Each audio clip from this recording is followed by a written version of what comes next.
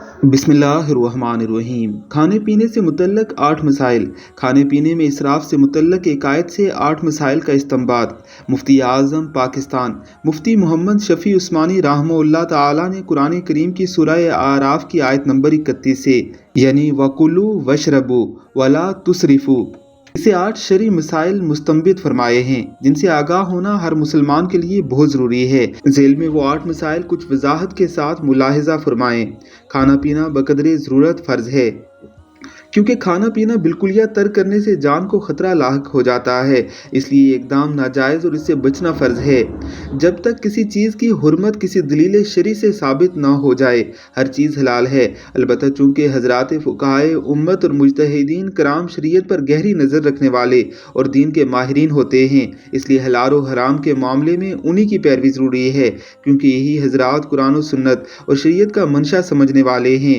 اس لیے اس معاملے میں از خود کوئی رائے قائم کرنے سے اجتناب کرنا ضروری ہے۔ جن چیزوں کو اللہ اور اس کے رسول نے ممنوع قرار دیا ہے ان کا استعمال اسراف اور ناجائز ہے۔ جو چیزیں اللہ تعالیٰ نے حلال کی ہیں ان کو حرام سمجھنا بھی اسراف اور سخت گناہ ہے۔ اس میں ان لوگوں کے لیے تنبیہ ہے جو کسی معتبر دلیل کے بغیر یا ذاتی ذوق یا طبی کراہت کی وجہ سے کسی حلال چیز کو حرام قرار دے دیتے ہیں۔ پیٹ بھر جانے کے بعد اور کھانا ناجائز ہے۔ جب پیٹ بھر جائے اور مزید کھانا نقصان دہ ہو تو ایسی صورت میں چونکہ مزید کھانا نقصان کا باعث ہو سکتا ہے اس لیے ناجائز ہے۔ اتنا کم کھانا جس سے کمزور ہو کر ادائے واجبات کی قدرت نہ رہے درست نہیں، اس لیے اتنی مقدار میں کھانا ضروری ہے جس کی وجہ سے حقوق اللہ اور حقوق العباد کی ادائیگی کی طاقت رہے۔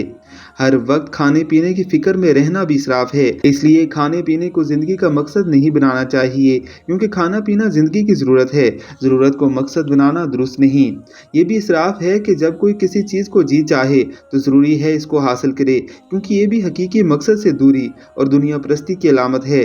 دل میں جس چیز کی بھی خواہش ہو اس کو حاصل کرنے کی کوشش میں لگ جائے۔ یہ تو اس آیت کے فوائد دینیہ ہیں۔ اگر طبی طور پر غور کیا جائے تو صحت و تندرستی کے لیے اس سے بہترین کوئی نسخہ نہیں۔ کھانے پینے میں اعتدال ساری بیماریوں سے امان ہے۔ اللہ رب العزت کی ذات ہم سب کو بھی یہ امان عطا فرمائے۔ آمین، اللہم آمین۔